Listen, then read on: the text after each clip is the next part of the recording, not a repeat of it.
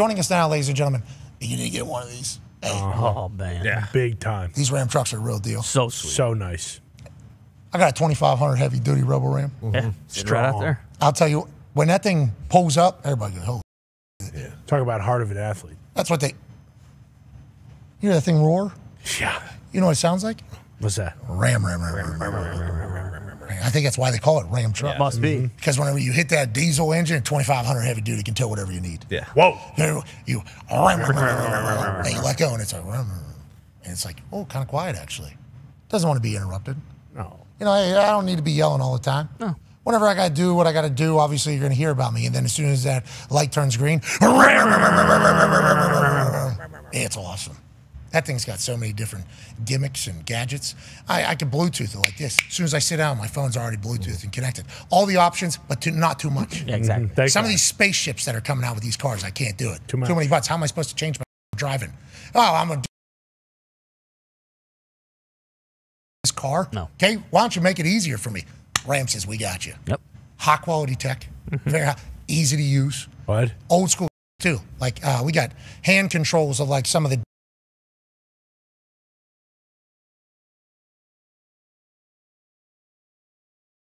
This is my first Ram truck. Okay, it's my first time. Won't be your last. No. Yep. I think that's all I'm going to be sitting this in. 2500 heavy duty. Holy shit. God. I never drive like.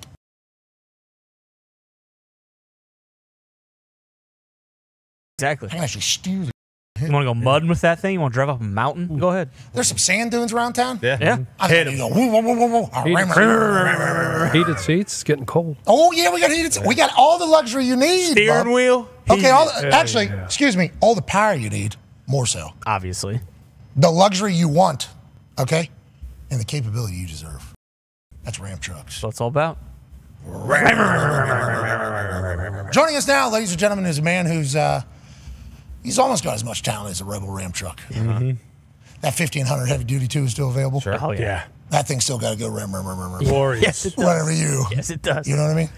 Joining us now is a multiple-time Super Bowl champion. Ladies and gentlemen, he's an author, a live show host, a podcast host, a TED talker, a grandpa, a dad, and a guy who knows more football than any of us outside of Chuck Pagano. Ladies and gentlemen, Michael Lombardi. Yeah, Lombo. Lombo, How we doing? You guys down there on the Jersey Shore, you guys don't get to hear enough. Right? I don't think you guys ever get to hear that. My son's got a Ram truck. He loves it. I mean, I get to drive it when he comes down here in the summertime. It's good, you know. It's good, man. We got the kids in it. It's awesome. If anybody gets Take them all out for ice cream. Oh, yeah. Right. I don't know what the laws are in New Jersey. They let you do anything. Yeah. I don't think that's... If you're Italian, They let you do anything. All right, okay, I got it. That's...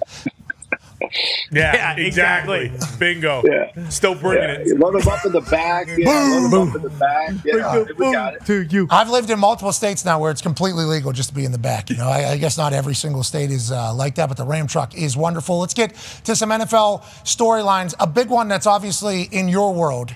The Raiders have added a new owner to their team. Yeah. And I want some information from you because I don't know. Al Davis died in 2011, I believe is what our research said. Tom Brady was obviously already Tom Brady at that point. Do you know if Tom Brady and Al Davis ever met each other? Tom Brady, now newest owner of the Las Vegas Raiders alongside Mark Davis, and I assume many others have a percentage. How do Al Davis and Tom get along, and did you know if they met? Well, I think it was probably just in passing on the field before we played them. I know we opened up, it's from the Tuck game. That was Brady's signature start of his career, and now he enters the building here in Las Vegas. I mean, I think they probably had a passing relationship, but Al had great respect for him, obviously, because he was so good and was able to make plays and win championships, which was Al was all about. I think this is a fabulous move for the Raiders. I hope that Mark Davis is willing to his circle of competence, which is a key thing whenever you're a decision maker in any industry. In any sport, is who are you listening to? And I think in the past, Mark has listened to a lot of different people, some of them ex-players, some of them ex-executives, whatever it is. But by hiring Tom, I think he can condense his circle of competence and listen to one person, a guy that's won 7 Super Bowls, that's seen it done the right way, that understands what it takes to be a champion, that understands that the players have to go to a certain level to reach the level that the organization wants him to go. And I think ultimately he can deliver on that. And I'm sure he'll be intimately involved in the next quarterback that they select, because based on this season, they're going to have a pick high enough to get a quarterback. Okay, so you said a lot of things there. Obviously, all great stuff that I would not know between Tom and potentially Al Davis's relationship. Obviously, you working alongside Al Davis and having a long history with the Raiders, even though Raiders fans don't necessarily love that on the internet as of late. But what you said there was, I think, pretty important.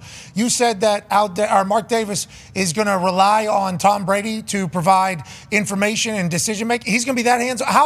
How many minority owners in the NFL are like day-to-day hands-on making decisions? And is that why, if he is going to be hands-on making decisions, is that why all the rules by the other owners that we just put up about him broadcasting games are in place? Like, hey, if he's going to be making actual decisions and having input and saying a lot of stuff, we don't want him walking around our practice. We don't want him talking to our GMs. We don't want him talking to our players. Is that why those rules are in place, or how do you think it kind of got to this point?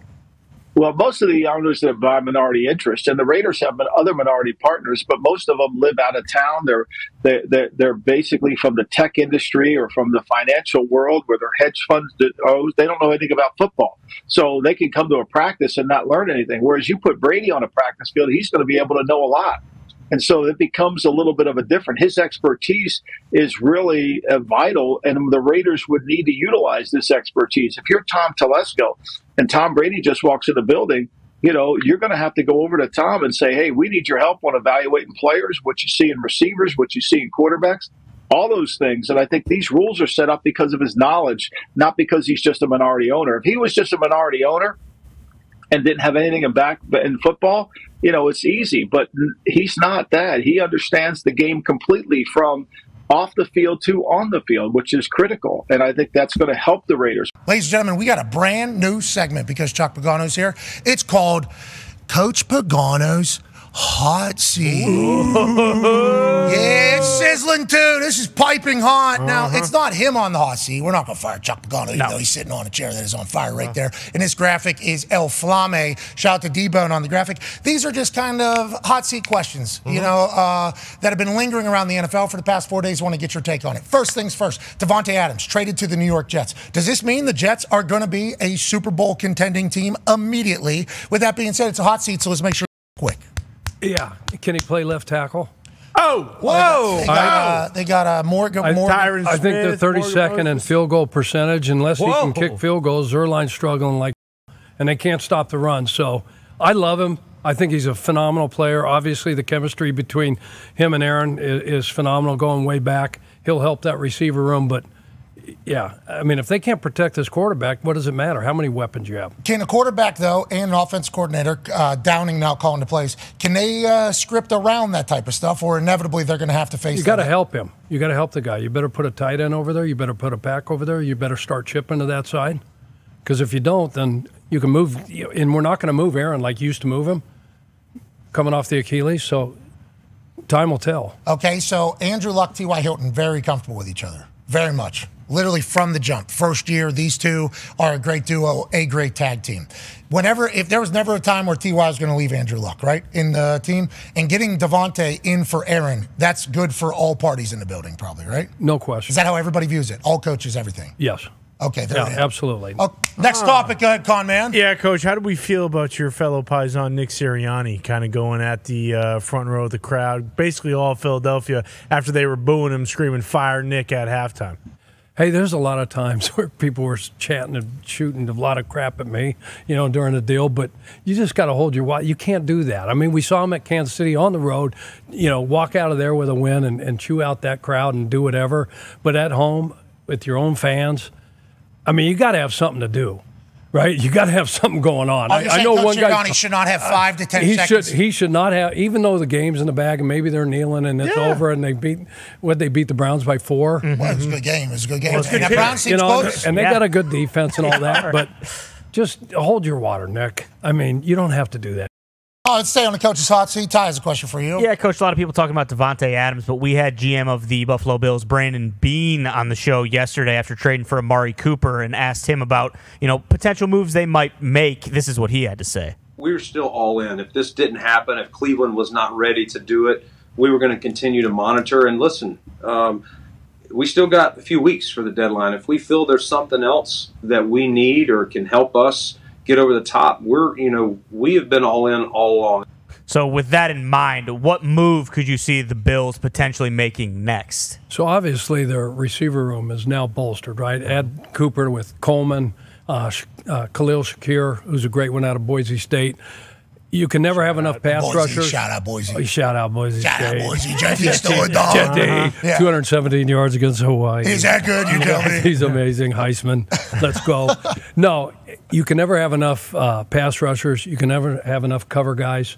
The defense has done more with less. They've lost so many pieces on that side. Milano at linebacker. But those guys, Rapp, the way he played last week, who's DeMar, those guys are doing a great job back there. So the roster looks pretty good. They're healthy right now. So if you can get and pass rushers and corners, they just don't fall off trees.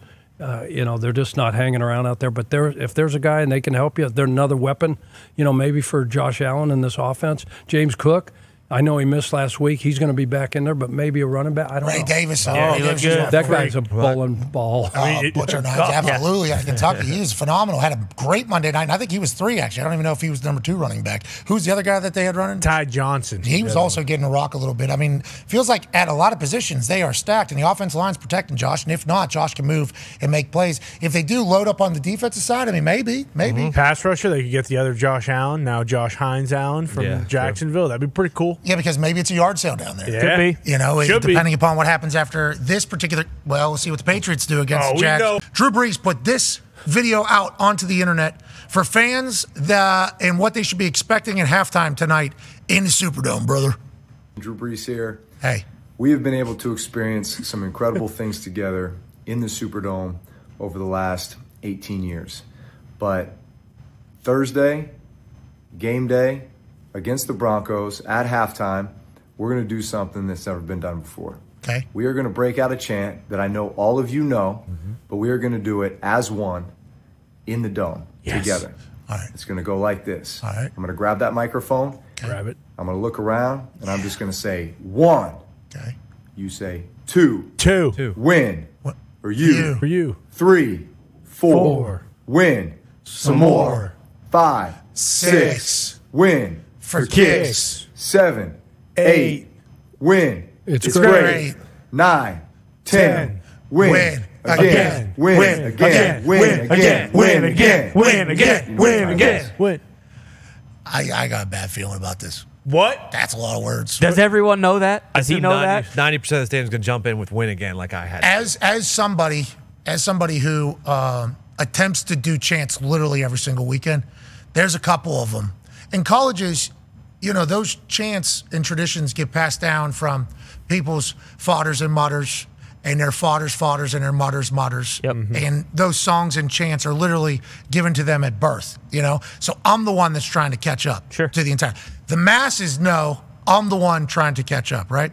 That's like, what's that coming down the track? Well, that's an interesting thing because the older generation says what, younger generation says who. Yeah. Okay, so that's an entire thing in of itself. But for this one, the entire crowd is trying to catch up to Drew Brees here, right? Because this is Drew Brees' chant. Remember, he was in the huddle before games. 1, 2 for you, 3, 4, more, 5, 6, win, 6, 7, 8, win is great, 9, 10, win again, win again, win again, win again. It's awesome, but that's a lot. Yeah, you're asking that is a lot quickly. But if anybody can figure it out, you know who it is. Who that can figure that out. Easy. And I'm excited because if they do pull that off, I think that'll be epic. Yeah, it will. Now with the echoes, it's going to be cacophonous in there. Yeah. And everything, I'm excited to see how it turns out. This is me just projecting myself into a situation which is seemingly happening on a regular basis. I hate it too. But nonetheless, I think he should say, 1, 2, win, and then crowd go, for you. 3, 4, win, some more. 5, 6, win, for kicks. 7, 8, win, it's great. 9, 10, win, again, win, again, win, again, win, again. Because if you're going, Yeah. It's going to be hard to. Can't be an interactive thing. It's hard to do one of these. You know, it's hard to do one of these with, especially with the echo that's going to be in there. Yeah. So there has to be I think a clearly defined. I'm done. Mm-hmm. Your turn now, and Drew Brees will figure that out. Yeah, is this a half? Halftime. Yeah. He's going to grab that mic. He's going to look around. He's going to how many touchdowns I threw in this place? So many touchdowns in this place. How many yards? Oh my God! And that place is a buzzsaw when it gets rolling. Do you think everybody saw his message? Well, they probably play it on the Jumbotron pregame. Like, hey, this is coming, so you better get ready. And then they should just do it the way you just said, and then put the words up there. Yeah. Like so the win for you. Like if they have the for you waiting, and then when it's their turn, they light it up for you. Now, to be clear, I would like to let Drew Brees know that is sick. Yeah. When they used to do that in the huddles beforehand, nasty, and it felt like everybody bought into it. Wasn't Yeah, exactly. Which obviously has been acknowledged by said dub eater. Also happened there. Has moved forward, exactly. But it's like that is a awesome chant. It should be a great night for Drew Brees. I am on board with whatever Shane Steichen wants to do. This is a fascinating dilemma, though, for the Colts, because the team has been paid and built to win. There's been a lot of money paid to a lot of guys that have been in Indianapolis for a long time. Guys that have been, pillars of the Colts have been here for a while now. But you do draft quarterback number 4 overall last year. He's only able to play 4 games. He loses his rookie season, so now that delays the next generation iteration. So now we're sitting in a time where team can win games. Tennessee Titans, obviously not the Kansas City Chiefs by any means, but certainly good defense. Offense was able to score. They win that game after a tough loss the week before, and then against Jacksonville. It's like the patience thought is a real one because Anthony Richardson has all the ability. Every single play that Joe Flacco has made, Anthony Richardson could make in theory, and more with the run game being added to it, how explosive he is on the ground. But there's going to be ebbs and flows in any rookie quarterback season. He just so happens to be experiencing 2 rookie quarterback seasons because I think this is only his 17th game or something. Yeah, I think going into the year he had 17 total starts with high school and college. This weekend might be his 20th or 21st start ever. So it's we gotta have the patience, I guess, to this guy needs to play ball to get to a point where he can be good. But then also there's that other side that's team good, got a quarterback on roster that could win right now. It's that is a very tough, I think, for some people. It's Jordan Love last year. If you watched Jordan Love last year at the beginning of the year, he was not very good. They managed him. They if you watch the Raider game, they kept him from trying to lose the game. He threw 3 picks, I think, in that game. Yeah. But eventually he got good, by playing more. I think you saw it last week with Bo Nix. Bo Nix had one of the best fourth quarters in all of football last week against the Chargers when they're behind 23-0. He came back. He had a 145 quarterback rating. He threw the ball really well. But again, it was against the team that was really defending against the clock, not the opponent. But the more he plays, you'll start to see improvement. That's what you want out of Richardson. You really want to see the improvement. What you're seeing, though, is the inconsistencies keep coming back. But the only way you're going to know if he can break through it is through to see the improvement, and that's what's so important. Let's go, AR. Let's go, AR. I'm excited to watch. He's electrifying. He's good for the NFL. Lightning. If AR is playing good football. Yeah, he's great. He's great for the NFL, and he's great for Indianapolis. I can't wait to watch it. And if he gets hurt, which is possible, it is football, got Joe Flacco waiting in the wings. Okay, last question here, and obviously we've got a minute left here, so I apologize for putting you on the spot here. Go ahead, Ty. Yeah, Lombo, we got a couple marquee matchups this weekend. Who do you like picks-wise?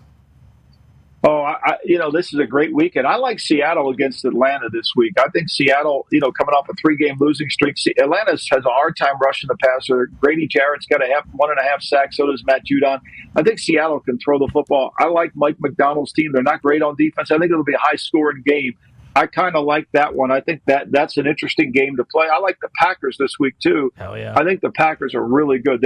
They've been very good in the first half. They scored 90 points in the first half. They've been able to move the ball. I think you can move it on Houston if you protect the edges, what Green Bay does a really good job of. And without Nico Collins, they don't have a receiver that's explosive down the field. It really helps you. Kirk, you and Al are going to be in New Orleans tonight, obviously calling the game. Denver comes to town. What do you expect from tonight, I guess, and how do you think both these young quarterbacks are going to play?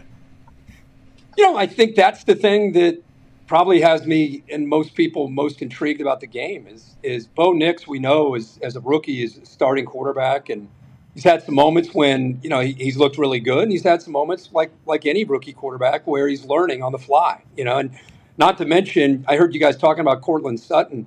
They need to find some other weapons besides Cortland Sutton, who's getting the majority of the targets. He's got to find maybe Troy Franklin, another rookie, by the way. He's got Devon Vele, who's another rookie out of Utah. So he's got 2 rookie receivers besides being a rookie quarterback. And as you guys know, Javonte Williams, the kid out of North Carolina, hasn't really responded from that injury that he had a couple years ago. So they're not running the ball. So it's either, 3 and outs and a lot of it being put on the shoulders of a rookie quarterback, or they're able to manufacture some plays with Cortland Sutton. I do think, Sean Payton come back to New Orleans. He's kind of downplayed it, which you understand, but he's gonna have a curveball or two tonight for this New Orleans defense. And if you guys have not watched, they're struggling to tackle these last 2 or 3 games. It has just been a nightmare. I think they're the worst in the entire NFL as far as missed tackles, and it's really been evident the last 2 weeks. So if there's ever a game for Bo Nix and his skill around him to get on track, you would think this would be a game, even though it's on the road in a tough environment. But I'm fired up to see how Bo plays. And then Spencer Rattler, what an amazing story that kid had. Everybody remembers him at QB1, where he didn't do himself a lot of favors with the way he acted. He goes to Oklahoma. He's a Heisman front runner. And he gets benched because Caleb Williams came onto the scene in the Red River rivalry, and the rest is history. Caleb Williams became Caleb, and everybody knows him in Oklahoma, and then he goes out to SC. And Spencer Rattler goes over to South Carolina to finish his career, ends up getting drafted last year in the 5th round, kind of has a chip on his shoulder, and has had to step in for Derek Carr. Looked good early last week against Tampa. Then Todd Bowles decided to crank up the pressure, set an edge to the defense because he was getting outside, kind of break and contain on some bootlegs. His life was really tough in that second half. So how many? Again, Chuck, how many bootlegs? 12. 12. Which direction? 11 of them to the right, defensive left, to the offensive right, yeah. Herbie, and 1 the other way. Hey, what does that mean, Chuck? You think? What do you think? You're going to get some pressure off that left side. That was like his first point. He was like, Spencer, get a left up. Remember how we used to say, get a left up? Yeah, always get a left up. A lot of meanings. Yeah, absolutely. Well, Vance Joseph, the defensive coordinator of Denver, his entire point is, listen, he's not real tall. Let's set the edge to the defense, make this kid play from the pocket. And Vance Joseph's defense right now is balling. They're top 5 in almost every category. And a guy that probably doesn't get enough attention is Zach Allen. Kid, had a chance to play under JJ early in his career, learned a lot from him, and has kind of kept that style of football going. So 99, a guy to definitely, ironically, he's on that defense's left side, the side that this kid will be rolling to. And also you got really good outside linebackers, Nick Bonito, Jonathan Cooper, Baron Browning's back this week. So they're going to make it tough as they can on Rattler. See if the kid can make plays from the pocket. It's going to be a great game. What are you guys wearing? We go in full tie tonight? What's tonight's kind of dress attire? I think tie until I'm told otherwise. Wow. We were told you make the decision. Yeah, Al said on this show that you're the one. No, sir. I heard Al said that he's going to check with me. I find that news to me. I check in with him on all categories. Yeah, hotels, halftime food, everything. Yeah, Al Michaels has it figured out, seemingly. What's that? Al seemingly has it figured out. I think he does. I think that's fair to say. Yeah. Hotels, he says. The food at halftime. What we're wearing. Al's got this pretty well locked in. Al Michaels is staying at what hotel? The nicest one. Okay. Thank you. Okay, that is how this goes. Yeah, absolutely. Amen. But also, I assume with how long he's done all these, that is like a negotiating point early. It's like, hey, what hotel are we in? Because that's a big part of this whole thing, traveling every single week. And then also, what are we eating? No, I'm not eating this. Yeah. I'm not eating like Welch's grape. Yeah, catering from the stadium? I don't think so. We're not eating hot dogs here. Po' boys. What do you want to eat? Po' boys on this trip. Yeah, it is the greatest steak in town. I tell you, it's impressive. I tip my cap because, things are different as other games that you do. And the Thursday night game, I don't know. I look forward to halftime every week to see what they have in store behind us. Al's a dog. Hey, Al, thanks for taking care of our little boy here. That's right. Love you, Al. Thanks for taking care of our sweet Ohio Prince.